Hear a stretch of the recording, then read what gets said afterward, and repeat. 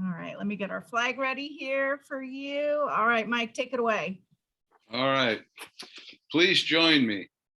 I pledge allegiance to the flag of the United States of America and to the republic for which it stands, one nation, under God, indivisible, with liberty and justice for all. Thank you. Thanks, Mike. Introduction of new guests today. Besides Connie, we'll let Connie introduce herself when it's her time to take the floor. Let's see, who do we have that's new? I think, well, Robin, but if she wants to introduce herself from More Sleep World. Well, I'm Robin from More Sleep World, and I don't know that I'm new, but I don't always get to the meetings, but we're interested in the HSU connection. So part of our reason for being here, obviously. Great, good to have you. Nice to see you. We talk all the time, but oh, and we got a call.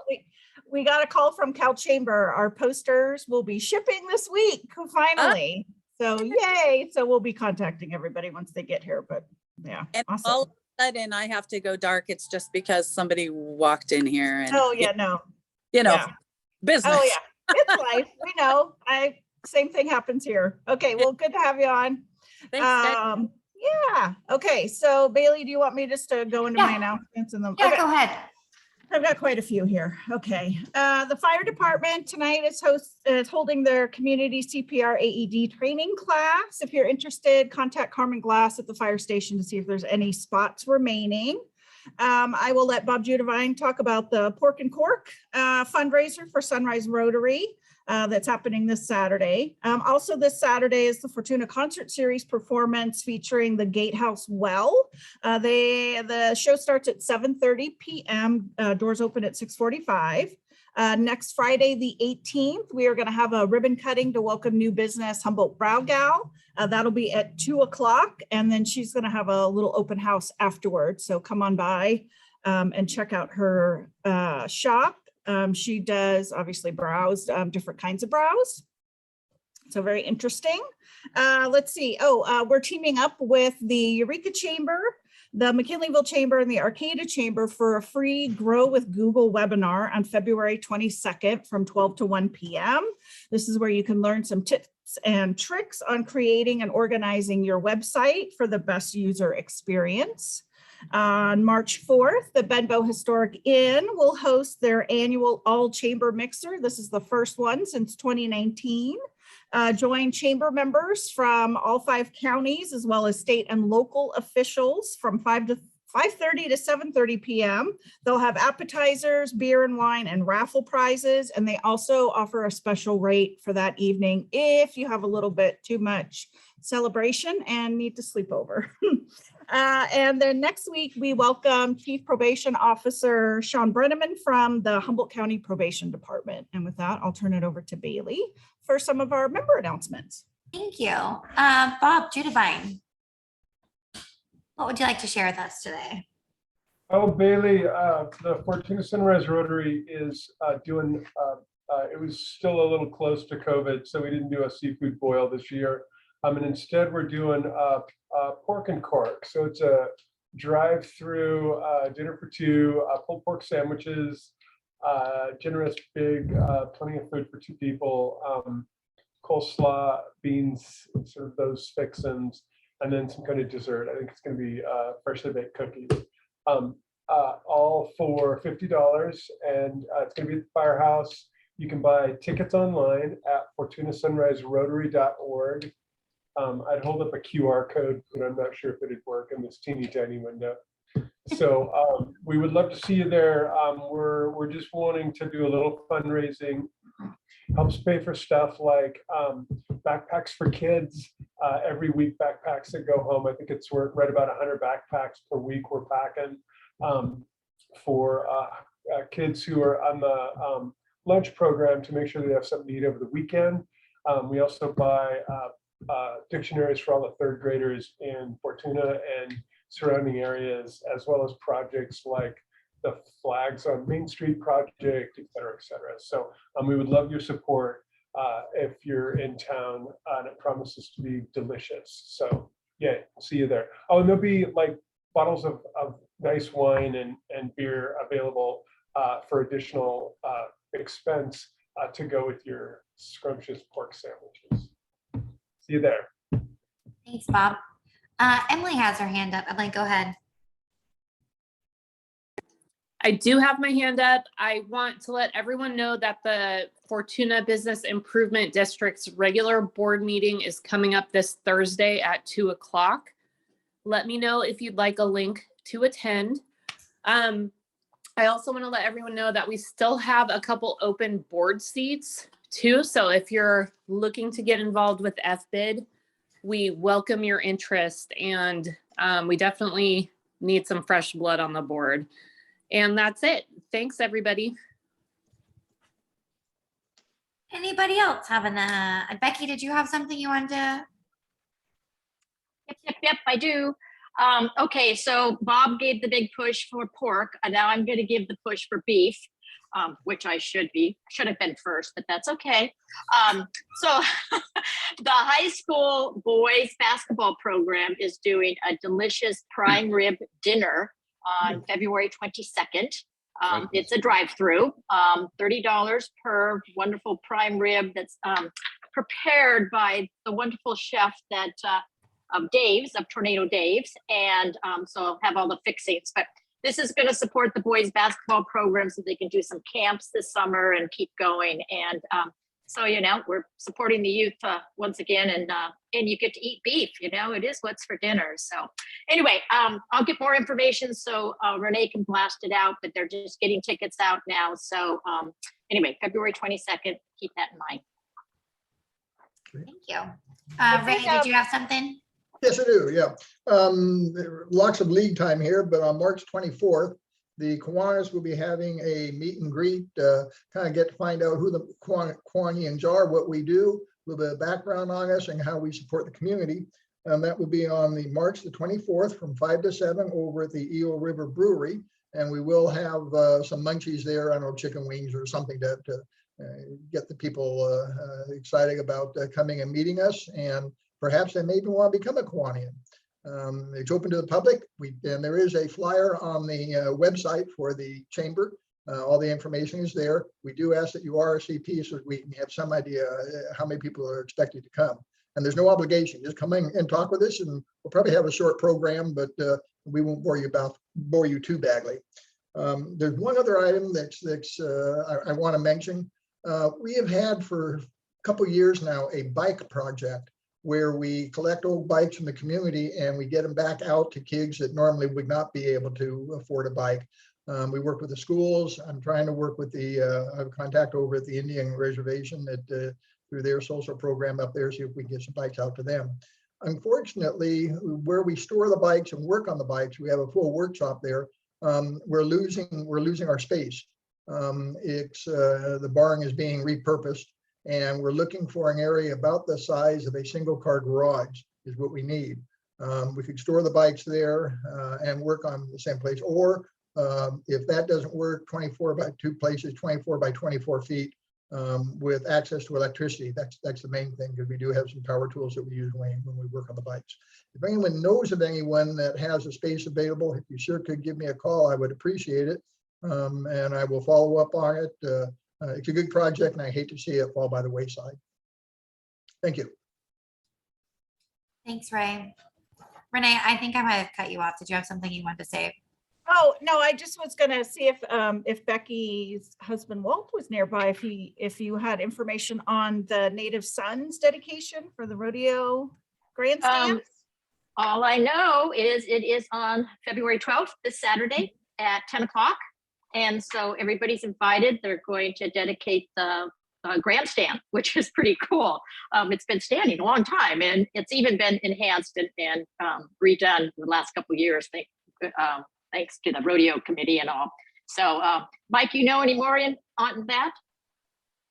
Are you doing another call, Mike? I can see you talking, Mike Johnson. Unmute. I was telling my wife to write that down because I haven't put it in my calendar, and I will forget, even though I I've spent a few minutes working on those grandstands in the Yeah. last few years. So you better be there. I will. I promise you, I will be there. Yeah, I think it's pretty cool that they're going to do that. So this Saturday, the 12th. It is, and it's an awesome thing. We've done a lot of work, and we hope to have them up there for another 50 years. So, see everybody there. Anybody Okay, else have? Yes, I've got to say one more thing, Bailey. Oh, go just for because it. I'm really into food, so I'm going to follow up with Ray. They have the Kiwanis has scheduled 4-H spaghetti feed that's on April 3rd. It's a Sunday, and we're just getting the information out to the 4-H clubs, the 3 4-H clubs. It will be a drive-through, but the kids will be selling tickets, and so more information to come, and the kids will be hitting the streets and selling tickets to friends and family, because all the money goes back to the kids and for their programs, all 3 different clubs. So anyway, I'm done with food now. We got spaghetti, beef, and pork. So I'm Now we're hungry. yeah, it is lunchtime. Anybody else? Merritt, do you have anything you want to share? Yeah, thanks, Bailey. I'd love to share what's on the council agenda for tonight. I'll touch on the meetings tonight at 6. We're still doing our meetings on Zoom, and there's a number of interesting items on there. One of them in the presentations is going to be an overview of the Prop 68 projects that the city has been pursuing, whether it's grant applications or projects that we received an allocation for. So our Parks Director, Cameron Mole, will be presenting that.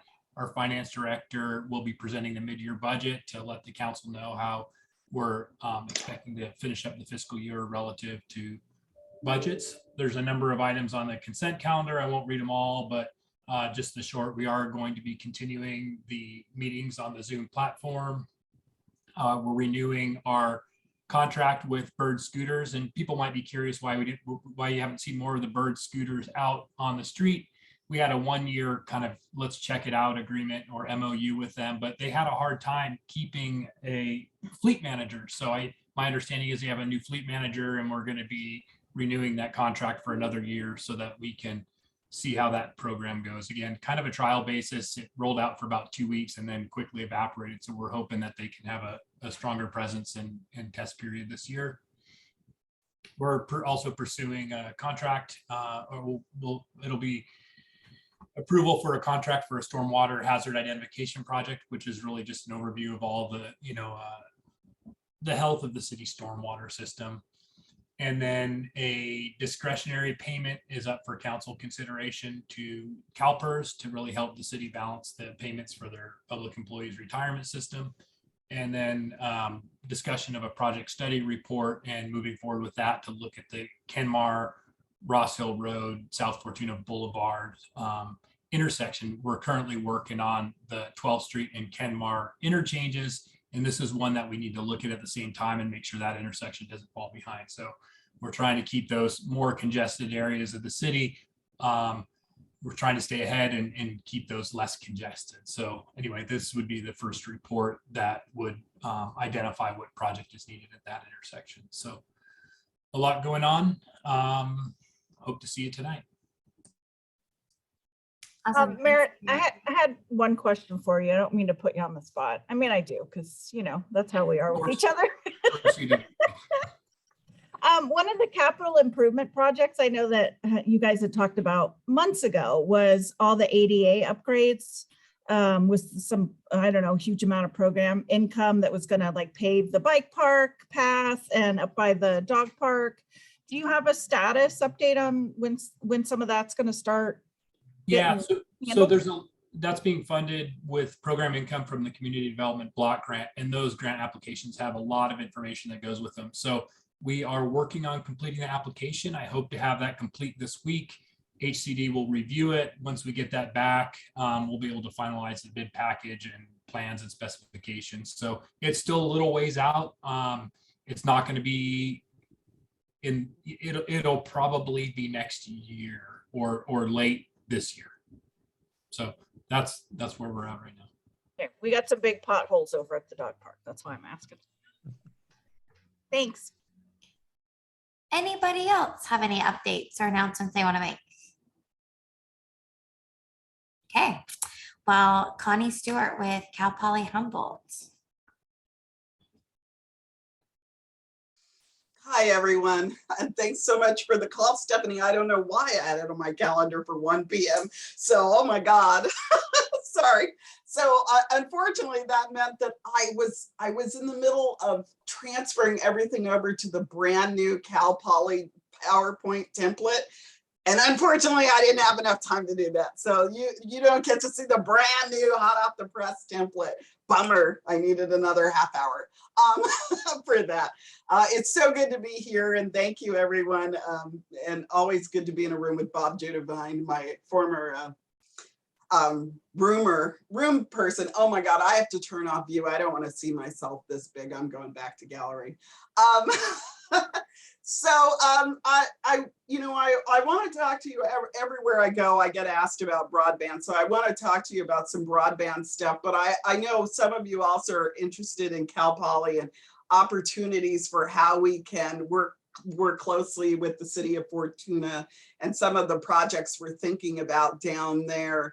And then I really want to talk about what you want to talk about as well. So let's make this interactive and not just me rambling on. I do love the sound of my voice though. Let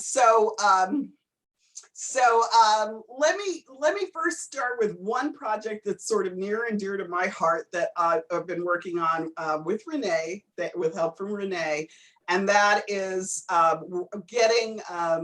working with the dairy industry. We recently banded together with some dairy folks to write an EDA grant. The Economic Development Administration. I'm an acronym person. Somebody, put a note up if I acronym you. But unfortunately, we didn't get it. There were 54 applications across the state of California and only 4 people got funded.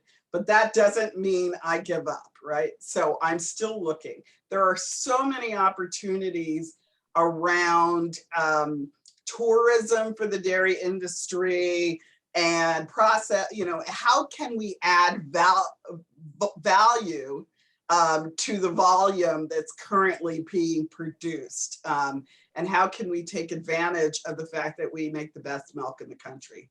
So as a poly, we don't, besides forestry, and we don't really have a lot of ag programs up here. So we've been having conversations with the dairy industry about, well, what is it that we could possibly do? And some of us are going to go down to Cal Poly soon. Cal Poly, there's not a cow for 100 miles. They have to raise their own milk for what they do. But we don't have that. We don't have that problem here. So there's definitely opportunities to work more closely with that industry. And I'm pretty passionate about the people who work in that industry. So anyway, we're going to go down there and check out some of the stuff they have. They have a little creamery on campus, and they make their own ice cream and Cal Poly peanut butter ice cream. I keep saying everybody else has a different flavor they want. So I don't know, we might have to figure that out. But, ideally one day I'd love to have multiple products in the dairy world that have a poly label on them. So that's just one of the projects that's closer to Fortuna that I'm looking at. And some of us were talking the other day, we're like, what if that creamery was like located down there instead of up here, closer to the cows? So we'll see. No funding for that yet, but I'm not giving up, and we're working hard on that. And so love to also hear from you all what else we should be working closely with Renee and your team on. Other things that are near and dear is healthcare education. And I somehow became a host, so I'm getting notices to let people in too. I made you a co-host in case you wanted to screen share, but yeah, I do. Ignore those. I'll do all the driving. You just okay. Talk. Thank you. Fantastic. Healthcare education, and we are looking at, even though we have a lot of majors we've got to move forward with in order, with our designation of Poly in engineering and technology, we are also actively talking about additional healthcare workforce education. I saw Becky's screen pop back up when I said that. So we know that there's a need here. And we're definitely working to see if we can help bring more of those education programs. And we're going to be actually launching a work group to really look at what is the gap, and how do we make sure that we have regional education in everything that we possibly can. There was a meeting with UC Davis last week because we're looking at more pathways for folks to become doctors who are already interested in rural communities, maybe located here. So an MOU is coming between Davis and HSU so that we can take our kids in pre-med. I shouldn't say kids, I'm getting old, so I say kids. Take our students in pre-med and see if we can get them into programs and then get them back into our community. So one of my passions is as we become a Poly, making sure that we are working very closely with Office of Education and CR so that we actually increase the number of local students who are coming to Cal Poly Humboldt. That we need to make sure that every child in our community knows there's a place for them here and there's a purpose for them and there's a job for them. So in our community. So I'm very passionate about that. I don't want to be I don't want Cal Poly Humboldt to turn into the Poly that puts up a sign at the, at the doors of the other universities and said, didn't get in here, come on up. We want to educate our own youth. So one of the other things that we're doing, I'm just signing a contract with Eureka, with the Humboldt County Office of Education to start a mental health career pathway program in some of our high schools as well. If anything, COVID has taught us is not only the need to help youth with mental health, but also to get them interested in workforce, in mental health workforce. And so we're going to launch this year a career pathway similar to the health pathway. And I really have to thank Fortuna High School for this idea, because when we started the career health pathway program a few years ago, Fortuna High School students picked mental health. And they did an amazing job. And they did a presentation in front of all of the CEOs of healthcare. There wasn't a single dry eye. And it really spurred me to go find the funding to do this. And so Vesper Society, our partner, they're a foundation out of San Francisco, has provided the funding to launch this program. And it's going to be really exciting. So look for career pathways, and hopefully Fortuna High will take part in this pathway program. Let's see, should I jump into broadband, or does anybody else have any questions or comments about that before I launch? All right, seeing nothing, I'm going to share my screen and jump into broadband. Can everyone see the right screen with the PowerPoint? Okay, we're good. All righty, money everywhere. If the COVID has taught us anything, it's that we need more broadband. Is there anyone on this call happy with the level of broadband service they have for their businesses or anything? No. And so that's not all the providers' fault, because part of what we've been working on for the last 20 years is getting big enough pipes to be able to offer affordable service. And, there's been a lot of policy reasons why there's been very limited choices. There hasn't been a lot of competition, especially in rural areas. And so providers don't really have to work hard for customers, right? We've all been sort of held hostage. So what you're hopefully going to see is better quality with this money and more choices as well. So first of all, let's see if we go to the next slide. The SUBSEA Fiber Project. And this is me and a few other folks from Team Humboldt who actually got to board the boat to go see the boat landing the cable. This is us on the boat, and this in the middle is the plow that actually does the undersea cable burying. And they lift that off of the boat and put it on the ground, the ground of the ocean, and they unroll the cable. This is 4,000 kilometers of fiber cable in the ship. And they just unload it and put it in the ground and take it across the ocean. This amount of cable would get about halfway across the Pacific. They could drop it and another ship could come pick it up and take it the rest of the way. So right now, the current status is they have just landed one cable, then bad weather hit. They will come back in the spring and land 2 more cables. And then they will pick the cable up. The cable's only like a mile and a half off the coast. And they just stopped it there because the weather was changing, and they'll come back and they'll actually start across the Pacific soon. And here is the group of people that it took. Actually, we had a couple of problems. It took 22 hours to land the cable. It's actually an amazing story. They had scuba divers out there, and the scuba divers like have about 45 minutes out there, and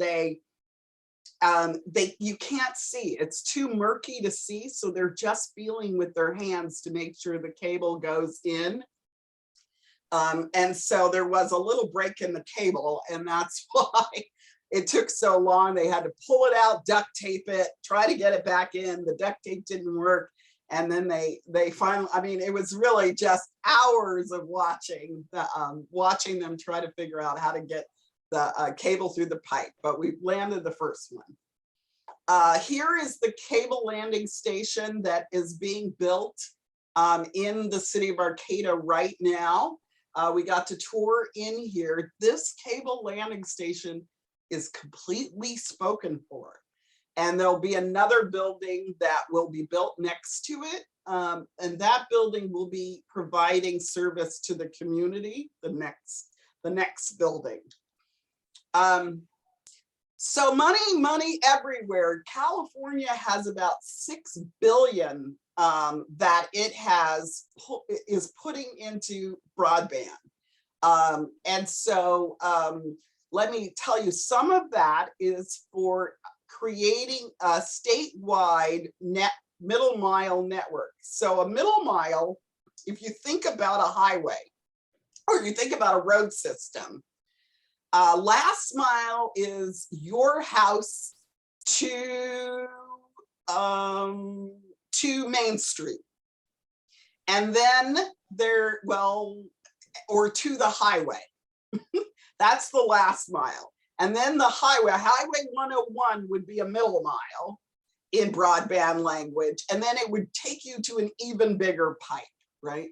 So just sort of like you have an artillery system, and then you have a big network, and then you have the big pipe. And so for the state broadband road system, if you think about it that way, the middle mile system, the state has earmarked $3.25 billion. And there is a group called Golden State Net that is working on that program. And I'm actually on the board of Golden State Net. So hopefully some of that broadband will come up here. Last mile grants, which are the actual grants that get service to your business or home, we have $2 billion for. And then there's some other projects, the financial backing of public networks. That is a funding source if, like, the city of Fortuna decided they wanted to just build their own network, they could go for money to that pot. And then there's also money for technical assistance. So let's see. and please, anybody, just stop me when you have a if I'm speaking gibberish. I speak Connie, and sometimes it's hard to translate, or you have any questions, please just jump in. So the main goal of Golden State Net is to acquire, build, and maintain a statewide network. And currently they have 18 builds planned. None of them are in our region. They kind of started with the easy builds.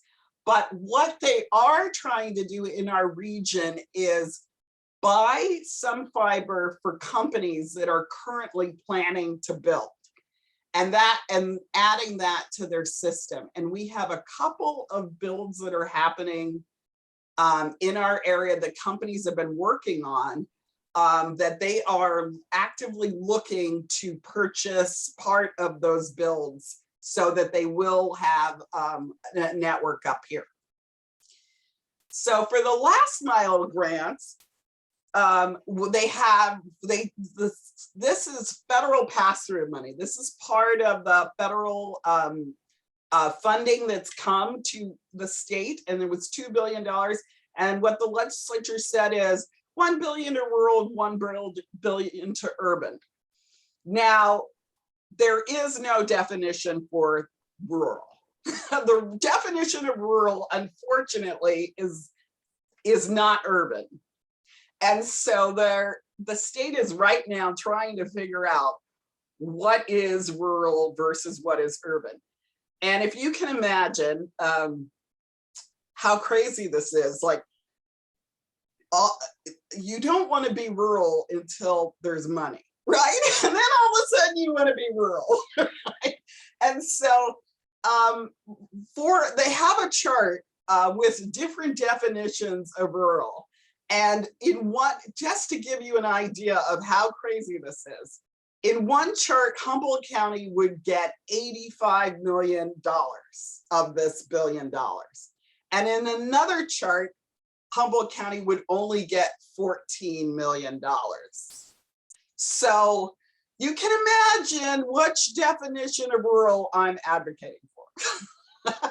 But that's how the rules are still being crafted, and that's how hot mess. Like, all of a sudden, everybody wants to be rural, or they want to be urban, depending on where they think each county is going to land.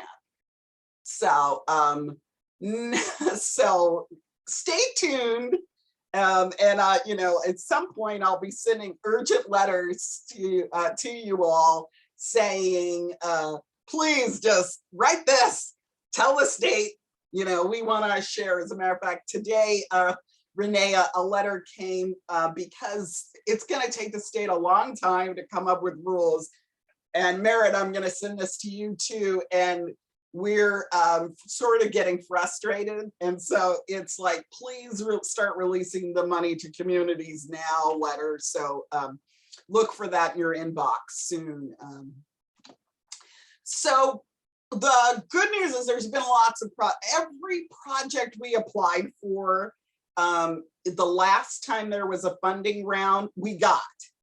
And which is rather exciting. We are in a consortia with Del Norte, Trinity, and Humboldt County. So May 20th was the last time, May 4th, 2020 was the last time there was a grant application. Took 2 years in the middle of COVID to review all of those grants. And every single one of our projects was funded. So Frontier Communications, we worked very closely with them, and they got funded for Crescent City and Smith River. And Hoopa is working with a company called Hunter Communications, and they got funded for a project. And also there's the Karuk tribe and the Yurok tribe are working together. And they got additional funding for a project because things are getting more expensive. As you know, they had to go back for a little bit more money. And their project is from Orleans to McKinleyville. There also is funding for Garberville to Alder Point, Piercy to Laytonville project as well. So that one just got approved in December. And this one just got approved too, which is the from Weaverville to Mad River. So so we got some good builds out of the last round of funding. Part of the reason you might go, well, why are Connie, do you care about these areas? Well, they had really stringent rules on only being able to apply where there was a lack of service. And if you had service above a 10 download and one upload, you couldn't apply. So that's why none of the really urban areas of the county we had apply. The new rules are going to allow for a lot more of our communities to be eligible for funding. One of the funding projects that is right now, applications between now and February 22nd, is this Reconnect loan, and it's $2 billion for federal funding for communities. And there are people that are looking at this and to see if it's worth applying for. And then here's more money. And actually, I have I can, before I leave, put a chart of.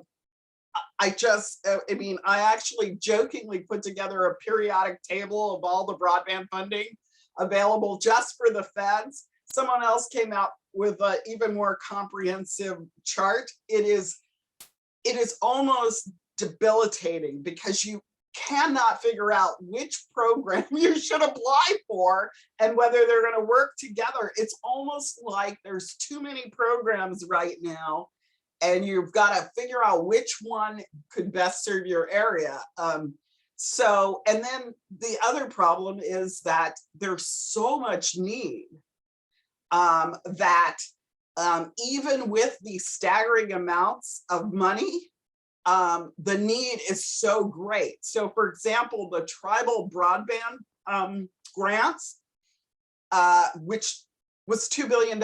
Sounds exciting, right? They got $6 billion worth of applications. So you can just imagine, even with all of this money, there's still not enough money for the need. And of course, part of that is how expensive it is to build anything in our community. I mean, in any community. So across the country for broadband.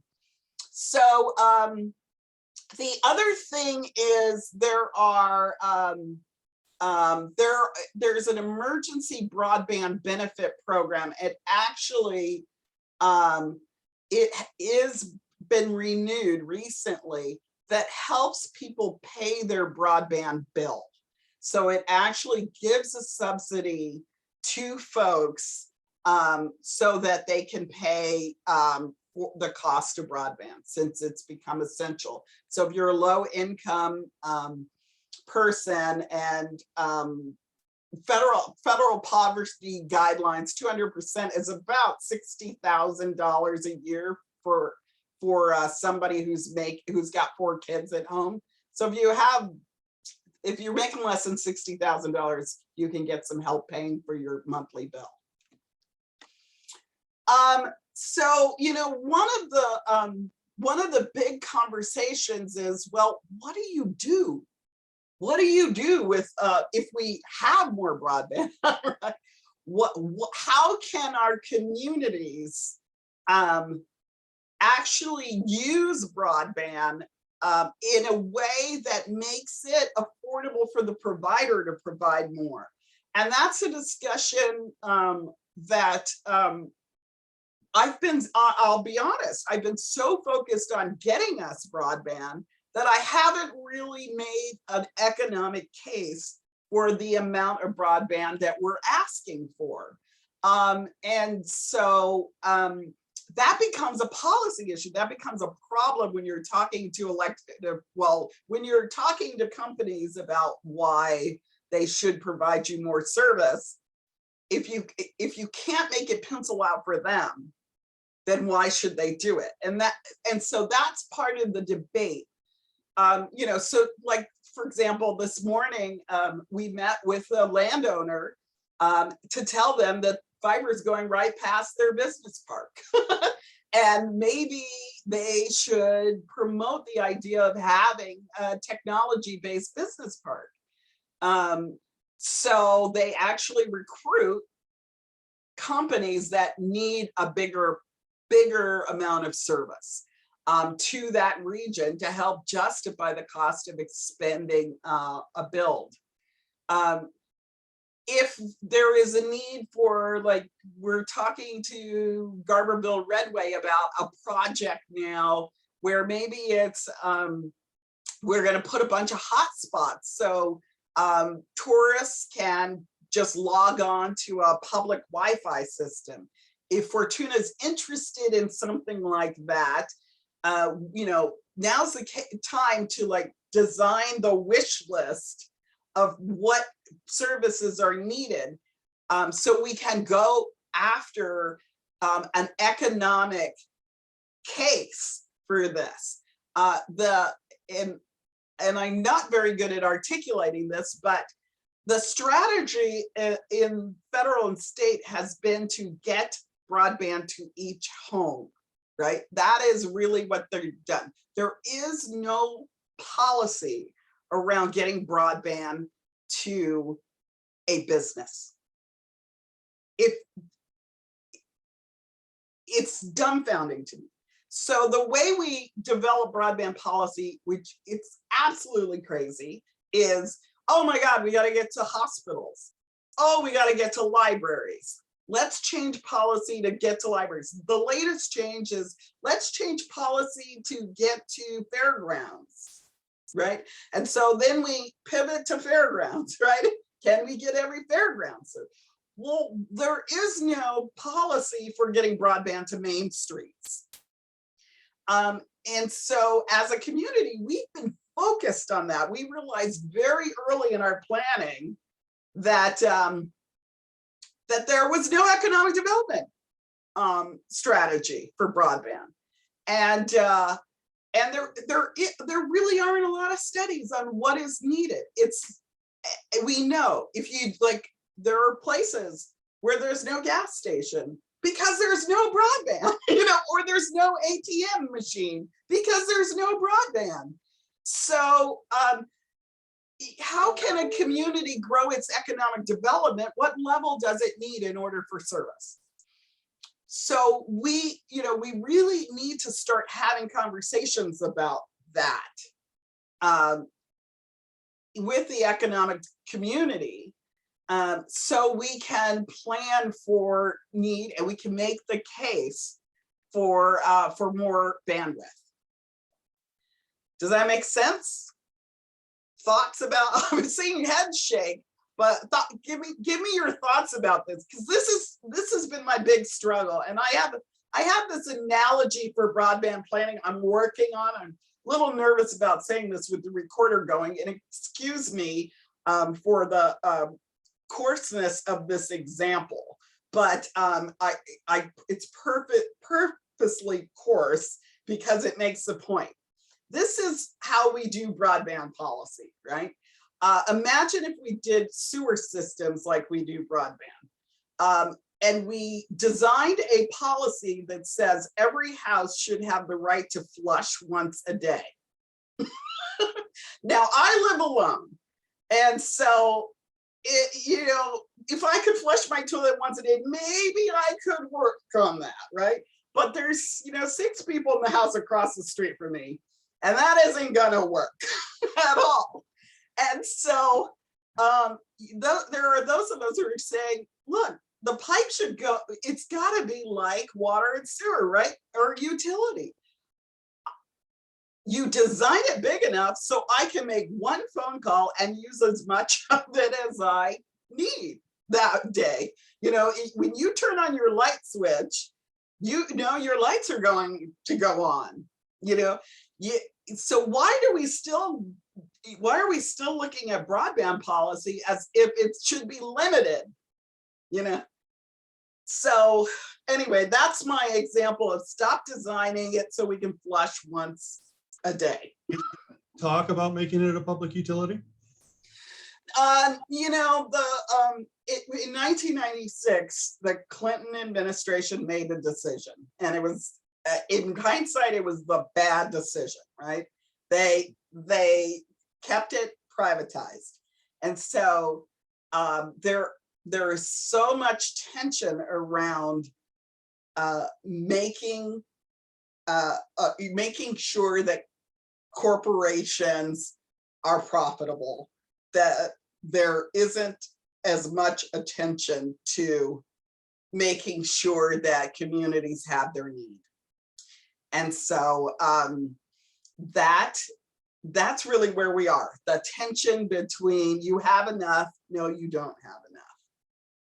And the way all of the policies work is the community must prove they need more. And it's a problem. I mean, you know, it's a problem. Yeah, and you know, you and I have met virtually through the pandemic, through the COVID Economic Resiliency Consortium, which it was so funny because at one point we were going to change the name, but then COVID reared its ugly head again, and so it was like, okay, we're going to just stick with COVID Economic. And I know you've been talking about broadband for as long as, in those meetings when they first started back in March of 2020, it was every day. It was 5 days a week for 6 or 7 months. And then we went down to 3 days a week for another 6 or 7, 8 months. And now we're down to 2 times a week, and we meet, and it's a bunch of folks. Bob Judevine has been on several of those calls too, lenders and economic development people, the Eureka Mayor, Arcata City Council folks. And it's just, that's how you and I met. And I love your passion and your information and your knowledge. Talk to us a little bit, since we're coming up on the end of our time here, but we'll go over a little bit because we started late. With the Cal Poly designation now, well, we had one question, which was, how do people refer to their prior graduation from Humboldt State on their resume? That was just a fun one, if you know that. But also, what do you anticipate, if you know, the impact on the number of students and housing, you know, because we had a very, very great conversation last week about housing, and it's circular. And so with the healthcare, you need, you know, places to grocery shop, you need the broadband, you need economic or employment opportunities, and then housing. And so how's all that going to affect the area? Do they have statistics or like an impact, projected impact? So basically, you know, we got with the historic governor's budget, we got $458 million. 25 million of that is ongoing, but 433 million of it was for the infrastructure necessary, and that included housing for about 2,200 units. So we still need more than that for our plan, but that's a pretty darn good start to the amount of units. And that's those are the units for existing property that we already own. There is a desperate need for workforce housing in our region, a desperate need. You know, Humboldt County is just short of being the size of the state of Connecticut. And I think I actually have the number, but I'm not going to pause to look it up. But I think there were only about 500 building permits last year. So for those of you in the news, if you want me to get the actual number, I'm happy to send it to you. But that's shocking. And if you look at our housing stock and how much of a percentage of our housing stock was built before 1959, I've got a slide on that. And in Eureka, it was 64%. So we have not, there are lots of programs for affordable housing, and we've labeled affordable housing wrong. Because as I said, you know, it's almost like 80,000 in town. So how much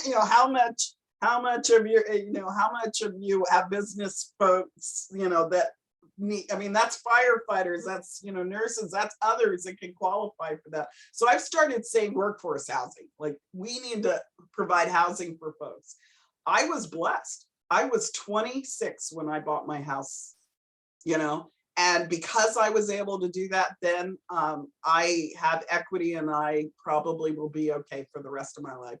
But we have not really taken care of the next generation. If we want 30-year-olds to stay and invest in our community, they're going to want equity. And so we need to do more. And we need to stop fighting and villainizing everybody who wants to build something in our region. You know, I mean, that, you know, we talk to so many landowners and ask them, why are we looking at vacant lots? And, you know, what is your family doing with that land? And they quite frankly say, I'm not villainizing my family like that to develop. I don't want to go through that process. There is far too much talk about who people think are going to live in those houses than actually providing houses. And quite frankly, that's illegal. It's not legal. You know, I was just on a rant with our housing group saying, I live in a neighborhood where it says on our titles, no Black people allowed in this neighborhood. We don't do that in the state of California anymore. And we have to stop it when people show up at meetings and say, I don't want those people living in my neighborhood. We have to stop that. We have, you know, for all sorts of economic development reasons, I mean, Becky can tell you, she's still on this call, you know, she spent $60,000 and more recruiting doctors. We had a doctor, she goes through the entire recruitment and he can't find a home. He left before he even started working. We can't have that. Don't get me started. I've got my high horse, man. Well, yeah, I mean, well, no, I think it's an important conversation to have it. And you were so eloquent last week during our CERC meeting, you know, just talking about that and how, you know, people that look like you know, they're coming, right? And, you know, get ready. And we, you know, it's the same thing that you were saying, that we have to stop, you know, villainizing some of these projects that we desperately need. Like, we can't on the one hand say we don't want a homeless problem, and then on the other, we don't give them housing or social services or mental health services. So, you know, it's kind of, again, it all goes together. So I think it's an important conversation. And I, like I said, and low income will happen. Yeah, our affordable housing will happen because state law will make that happen. What isn't going to happen unless we all agree to it is workforce housing, housing for your employees. That's where there's no state mandate on that. We have to make a decision as a community. You know, we've got some major, I mean, I have to tell you, like the airport, it's really great news. We're getting a lot more flights. But when I went to the cable landing station to see that tour, every single one of those people thanked me for the Denver flight. You know why? Because they don't live in our community. They're building, and they're jumping on the Denver flight at night because they can't find housing here. They never moved to our community, even though they've got 4 years worth of building. I mean, how many people that were working at the PG&E power plant, we're doing the same thing, you know, because it's not affordable to live here. And we want this money to come back to our community. If we're going to build, you know, $300,000 worth of housing, where's the construction people going to live for that? You know, we don't want them showing up on Monday and leaving on, you know, Friday morning with all the money they made. We want them spending the money in our stores. Okay. Thank you for the therapy. See, I always say people like invite me to come talk and I'm like, thank you for the therapy session. Cause I'm like flipping out, you know, about all of this stuff. I'm just so, I mean, like I said, I just don't see the opportunities that people who came before me provided for me. And it, you know, it hurts my soul. There's a house around the corner for $575,000. It had 1,100 looks in 24 hours. That's absurd. What the heck? Do you know how you have to make absurd. $175,000 a year in order to pay a mortgage on that house? That's, yeah. Who makes that? None of the people we're trying to hire. I mean, we're not paying, we can't pay people enough to afford to live here. We can't, I mean, you want to see a $35 hamburger on the corner? I mean, you know, if we don't solve this problem, you know. Yeah. I mean, you know, it's, I mean, hey, maybe I should clean out my house and leave, you know, but that's not what I want to do. I want to, you know, I remodeled my house a few years ago. I want to grow old in Humboldt County. I want to be buried in Humboldt County, you know? Yeah. Well, So that's it. That's where my passion is. Before we let you go, I'll open it to the floor. If there's any final questions for Miss Connie before we let her go off. Thank you again for the therapy. Appreciate it. Well, you're such a delight. Bob Judavine, you unmuted. Did you have something you wanted to say? No, I was just going to say it's always wonderful to see you, Connie. Yeah. Thanks. Yeah, awesome. Thank you so much. All right, we will see everybody. Oh, you didn't answer that question. So how should somebody refer to their resume? Oh, go ahead. I don't know what the HSU in parentheses. I'm sorry. There actually is a, if you filled out the paperwork saying that you lost your diploma, you would get a Cal Poly Humboldt diploma. So I don't know what the answer is to that question. The official answer to that question is, so I better actually check that out and have you make that announcement next week. Sounds good. Emily, did you want to say something real fast? You had your hand Yeah, up. just quickly before you go, because I'm the one that asked that question about the resume. I thought I saw in the journal that Humboldt State graduates can actually request Cal Poly Humboldt diplomas, like new diplomas for their walls. So that's something to check out too. I might do that. Yeah, no, I think you can do that. I don't know what I don't know what I'm going to do. We kept both names. So, yeah. Gotcha. So well, thank you. That's why I said I need to get an official answer to that question. I don't think anybody's going to check that you didn't go to Cal Poly Humboldt. But you know. Yeah, great. Yeah, no sanctions for incorrect resumes. Awesome. All right. Well, thanks everybody for being here. Thanks, Connie, again. And we don't forget to tune into City Council tonight at 6 o'clock. And we'll see everybody next Monday. Bye, everybody. Thanks.